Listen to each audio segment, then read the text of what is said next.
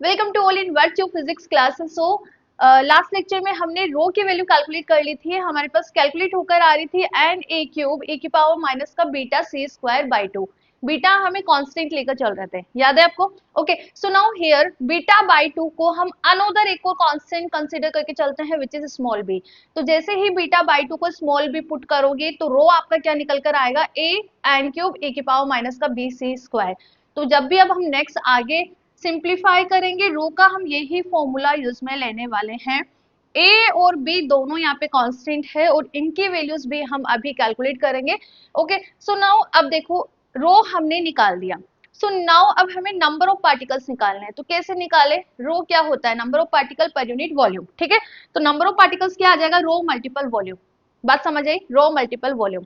अब वॉल्यूम हम यहाँ पे क्या लेके चल रहे हैं? वॉल्यूम हम यहाँ पे लेके चलेंगे 4 पाई सी स्क्वायर डी सी। क्यों लेकर चल रहे हैं? यदि हम लिखा हुआ भी है यहाँ पे, पढ़ो उसको। If the volume of the space in between spheres drawn in velocity space, यदि हम वेलोसिटी स्पेस के अंदर स्पेयर ड्रॉ कर दे, क्या बोल रहा हूँ मैं, स्पेयर ड्रॉ कर दे, दैट टाइम उस स्पेस का वॉल्यूम कितना रहेगा? 4 पाई सी स्क्वायर डी सी। यूनिट 1 के अंदर भी हम इस के बारे में डिस्कस कर चुके हैं। तो जैसे ही मैं यहाँ पे वॉल्यूम की वैल्यू पुट करूंगी तो डी एन सी निकल कर आएगा रो। रो कितना है आपका? एन ए क्यूब ए की पावर माइनस का बी सी स्क्वायर। ठीक है, इसको किससे मल्टीप्लाई कर दूं मैं? 4 pi c square d c से मल्टीप्लाई कर दूं। ठीक है, तो ये कैलकुलेट होकर आ रहा है total number of particle d n c. ठीक है, इसको आप देखो इक्वेशन क्या चल रहा था मुझे अभी ध्यान नहीं है लास्ट लेक्चर में। ठीक है, तो मैं इसको 7 या 8 लेके चल रही हूँ। ठीक है, आप प्रीवियस वाले लेक्चर से मैच कर लेना कि कौन से नंबर का ये इक्वेशन है। सो नाउ नेक्स्ट टारगेट क्या रहेगा? Now we calculate value of constant a and b. जैसे हमें ए और बी की वैल्यू पता लग जाएगी तो जो क्वेश्चन में पूछा गया था स्टार्टिंग में, जब फर्स्ट लेक्चर में हमने क्वेश्चंस के बारे में डिस्कस किए थे, तो वहां पे मैंने बताया भी था कि डीएनसी का फॉर्मूला आपको डेराइव करना है। तो क्या ये सेम वही फॉर्मूला निकल कर आ रहा है? यस, अप्रोक्सीमेट वही निकल कर आ रहा है, बस ए और बी की वैल्यू हमें यहाँ पर पुट करनी है। अब कैसे पुट करें उसके लिए तो हमें कैलकुलेट करना पड़ेगा। सो नाउ नेक्स्ट टारगेट क्या रहेगा? We calculate the value of constant a and b. How we calculate? देखो, पहले मैं वैल्यू ऑफ ए कैलकुलेट कर रही हूँ यहाँ पे। Here we calculate value of A. ठीक है, वैल्यू ऑफ ए कैसे हम कैलकुलेट करेंगे? For this we calculate total number of particle. यहाँ पे मैं total number of particles calculate करूंगी जिसकी वेलोसिटी, पॉसिबल वेलोसिटी क्या क्या हो सकती है? 0 टू इंफिनिटी ना, जिसकी पॉसिबल वेलोसिटी 0 टू इंफिनिटी हो सकती है। तो यहाँ पे हम टोटल नंबर ऑफ पार्टिकल कैसे कैलकुलेट करें? इंटीग्रेट कर देते हैं इस इक्वेशन को हम 0 टू इंफिनिटी इंटीग्रेट करेंगे और उसको सिंप्लीफाई करेंगे तो हमारे पास ए की वैल्यू निकल कर आ जाएगी। तो आप यहाँ पे लिखो total number of particles having possible value of velocity। और पॉसिबल वैल्यू ऑफ वेलोसिटी क्या हो सकती है? आपका ब्रैकेट में लिखो 0 to infinity. Okay, so now we integrate this equation. We integrate equation 8। Clear है? अब देखो इधर इक्वेशन 8 को सिंप्लीफाई करो। देखो इधर ये रहा इक्वेशन 8। मैं एन कैलकुलेट कर रही हूँ 0 से इंफिनिटी डी एन सी। यदि हम इसका 0 टू इंफिनिटी इंटीग्रेशन कर दे तो एन कैलकुलेट होकर आ जाएगा। क्या करें बेटा? पुट कर दे 0 to infinity n a cube a की पावर माइनस का b c square multiple 4 pi c square d c. ठीक है, कांस्टेंट वैल्यूज को बाहर ले लो, एन ए क्यूब 4 पाई, ये मैंने बाहर निकाल लिया, 0 to infinity c square exponential minus का b c square d c. Basically बेटा ये इंटीग्रेशन रहा। ठीक है, अब बुक के अंदर तो इसकी वैल्यू आपको डायरेक्ट गिवन है बट हम यहाँ पे सिंप्लीफाई करेंगे। सिंपल मैं यहाँ पे गामा इंटीग्रेशन मेथड लगा रही हूँ। क्या अप्लाई कर रही हूँ? Gamma integration method.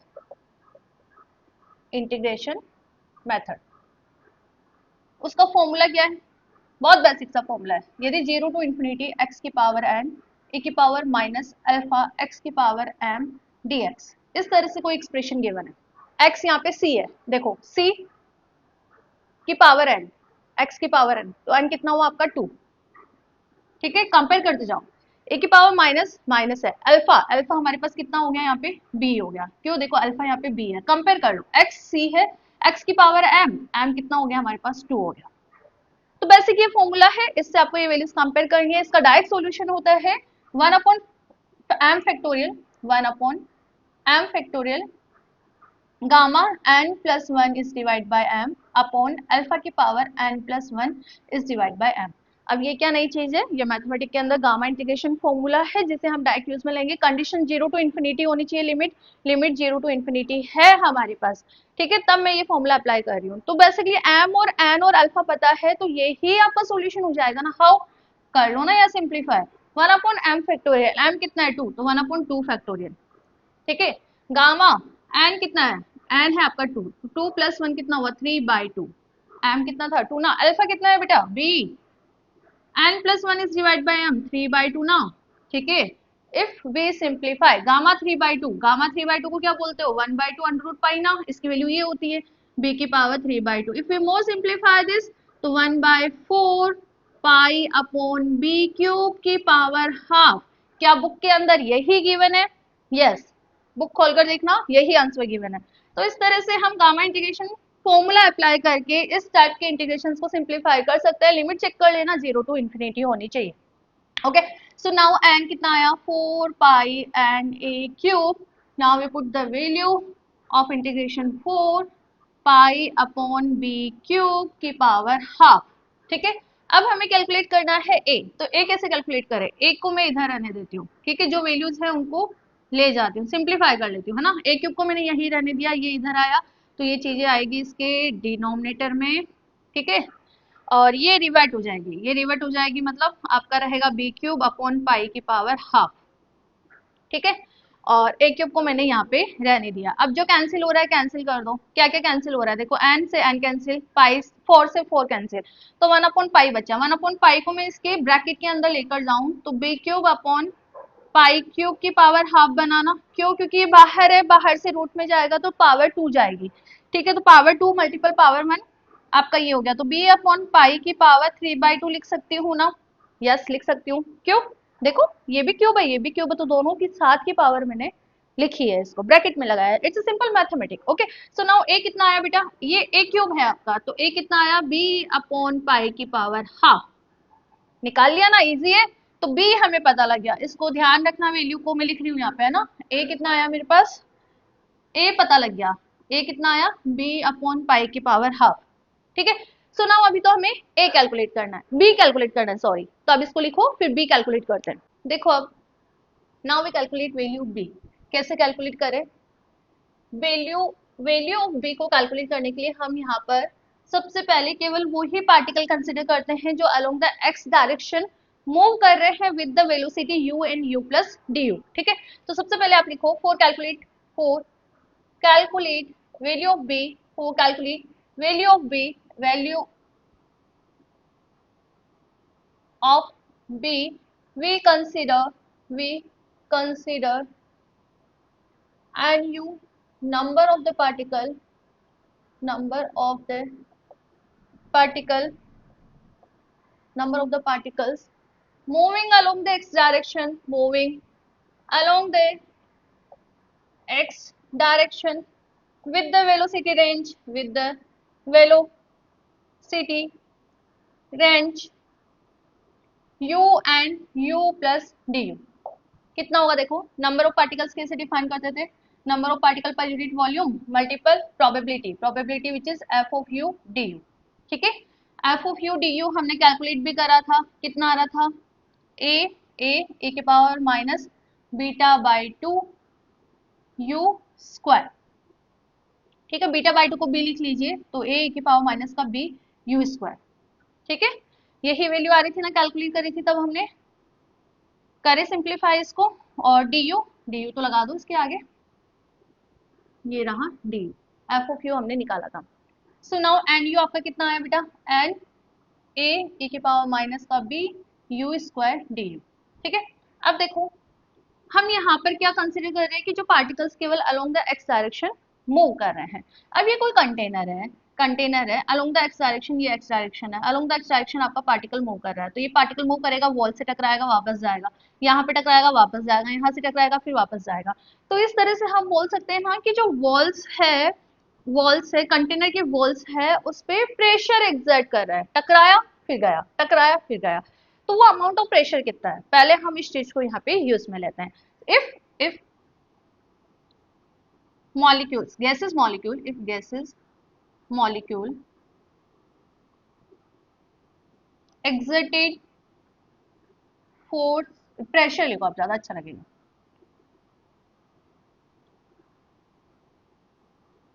on the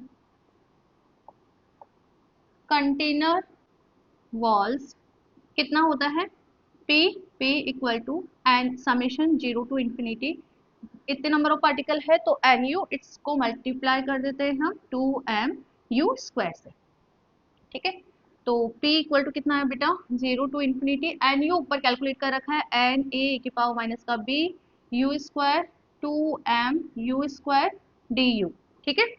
total pressure की हम बात करें तो हम इंटीग्रेशन कर देते हैं 0 टू इंफिनिटी, जो कांस्टेंट वैल्यू है पहले उनको बाहर लिख लो, तो पहले मैं लिख रही हूँ बेटा यहाँ पे n को बाहर ले रही हूँ, a को बाहर ले रही हूँ, 2 को मैं बाहर ले लिया, m को बाहर ले लिया, 0 टू इंफिनिटी u स्क्वायर ए की पावर माइनस का b u स्क्वायर du मेरे पास रह रहा है।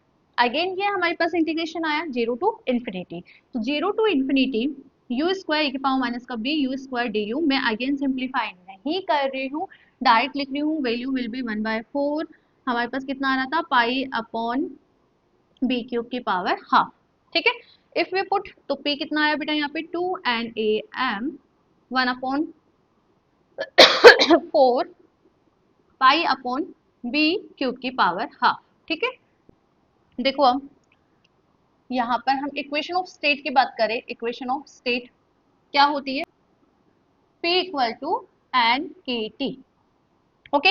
अब इन दोनों इक्वेशन को यूज में ले तो इक्वल रख सकती हूँ क्या मैं, यस रख सकती हूँ, तो एन के टी मेरे पास कितना निकल कर आ रहा है 2n m/4, a कितना आया था बेटा b अपॉन पाई की पावर हाफ, और पाई अपॉन बी क्यूब की पावर हाफ मैंने पुट कर दिया, करो इसको सिंप्लीफाई, बी कैलकुलेट करना है, टारगेट ध्यान रखना बी कैलकुलेट करना है। तो क्या करें, जो कैंसिल हो रहा है कैंसिल कर देते हैं, देखो ये कैंसिल आउट हो रहा है, और मेरे पास फॉर्मूला क्या बन रहा है, 2 से 4 भी कैंसिल कर दो, 2 बचा तो 2 के टी बाई एम। अब बेटा इधर सिंप्लीफाई करो, बी की पावर हाफ से बी की पावर हाफ गया, ठीक है, और बी की पावर 2 और हाफ है तो बी बाहर निकला, ठीक है। ऊपर देखो, ऊपर क्या बचा, पाई की पावर हाफ से पाई की पावर हाफ कैंसिल, मतलब 1 ही बचा, तो बी मेरे पास कितना आ रहा है बेटा, यहाँ पर पाई से पाई कैंसिल, ठीक है, बी मेरे पास आ रहा है एम अपॉन 2 के टी, एम अपॉन 2 के टी, ठीक है। अब बी पता लग गया तो ए निकाल लो, ए कितना था आपका बी अपॉन पाई की पावर हाफ, ठीक है, तो मेरे पास वैल्यू कितनी आई एम अपॉन 2 के टी पाई की पावर हाफ। तो इस तरह से ए और बी दोनों निकाल लिए, ए और बी दोनों निकल गए, तो निकाल लोगे रो, रो कितना था आपके पास एन ए क्यूब मतलब एम अपॉन 2 पाई के टी की पावर 3/2, एक्सपोनेंशियल की पावर माइनस का बी सी स्क्वायर, तो माइनस का m b square m c square upon 2 के टी, यही था ना बेटा, ठीक है।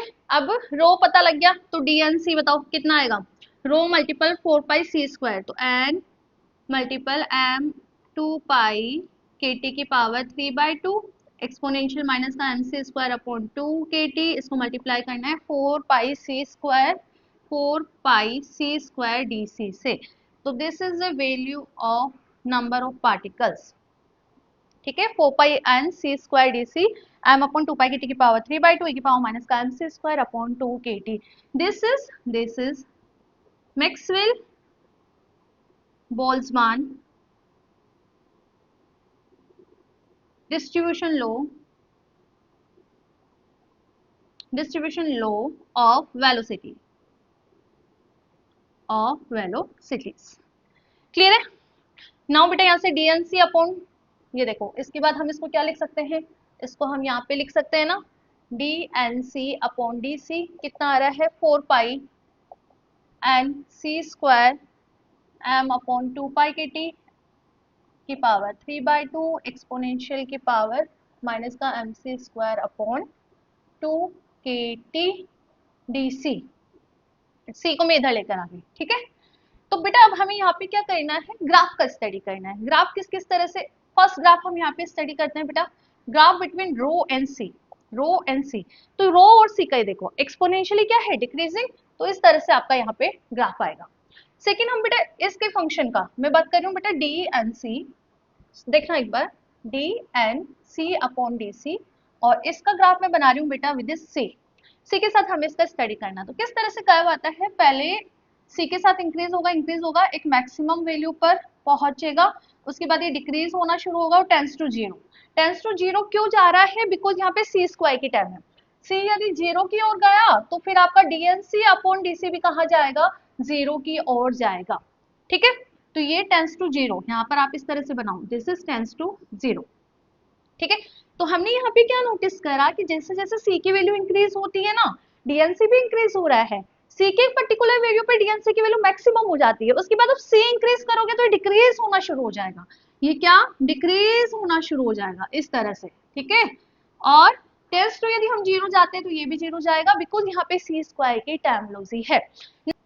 अब हम एक और ग्राफ का स्टडी करते हैं, उस ग्राफ का हमें कैसे बनाना है, देखो अब हम डीएनसी डीसी और सी, इसका अलग अलग temperature T3 greater than T2 greater than T1, different different temperature पे इसी कर्व का स्टडी करना है, ठीक है। मैंने T1 पे स्टडी करा तो ग्राफ इस तरह से आया, T1 पे ग्राफ इस तरह से आया, फिर टेम्परेचर मैंने और इंक्रीज करा तो ग्राफ इस तरह से आया, फिर और इंक्रीज करा तो ग्राफ इस तरह से आया। तो बेसिकली हम क्या बोल रहे हैं यहाँ पे कि टेम्परेचर जैसे जैसे इंक्रीज हो रहा है, टेम्परेचर जैसे जैसे इंक्रीज हो रहा है, मैक्सिमा की स्लोप डिक्रीज होती जा रही है। मतलब जो मैक्सिमा है ना, ये देखो पहले इतना था, फिर इतना ही रह गया सेकेंड और टेम्परेचर पे, और टेम्परेचर इंक्रीज करा तो इतना ही रह गया। इट मीन जो मैक्सिमा है वो डिक्रीज होता जाएगा। तो ये डिफाइन करता है वेरिएशन विद टेम्परेचर, टेम्परेचर के साथ किस तरह से वेरी करेगा, ठीक है। तो ये तीनों ही ग्राफ एग्जाम में बना के आने हैं। रो के साथ सी का बनाना है, डिक्रीजिंग आएगा, ठीक है, यहाँ से ये इस तरह से डिक्रीजिंग आएगा, और इसका बनाना है डीएनसी बाय डीसी का सी के साथ, मतलब इस फंक्शन का सी के साथ बनाना है। सी इंक्रीज हो रहा है, ऑब्वियस इंक्रीज होगा, एक मैक्सिमम वैल्यू तक पहुंच जाएगा सी की एक वैल्यू पे, सी फिर इंक्रीज करोगे तो डिक्रीज होने लग जाएगा, और t c tends to zero जाओगे तो ये भी जीरो जाएगा, बिकॉज यहाँ पे सी स्क्वायर की टर्मिनोलॉजी है। इसके बाद इसी ही ग्राफ का हमने डिफरेंट डिफरेंट टेम्परेचर पे स्टडी करा। एक बार हमने टेम्परेचर T1 रखा, फिर थोड़ा सा बढ़ाया, फिर और बढ़ाया, तो हमने नोटिस करा कि इसका जो मैक्सिमा का पिक है ना, वो डिक्रीज होता जाता है। तो इस तरह से मैक्सवेल डिस्ट्रीब्यूशन लॉ का हमने कंप्लीट स्टडी कर लिया है, टेम्परेचर के साथ वेरिएशन भी देख लिया है। नेक्स्ट लेक्चर में हम इसके एप्लीकेशन सिंप्लीफाई करेंगे, जहां पे हमें root mean square value calculate करनी है, most probable value of velocity calculate करनी है, और एनर्जी डिस्ट्रीब्यूशन का फॉर्मूला डेराइव करना है। Thank you.